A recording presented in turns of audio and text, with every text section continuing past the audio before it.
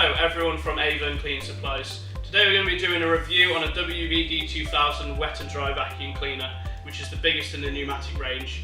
Here we have all the size comparisons of all the other models, and we have the Henry here, which everyone knows, so they can see the difference in the size capacity on the other machines.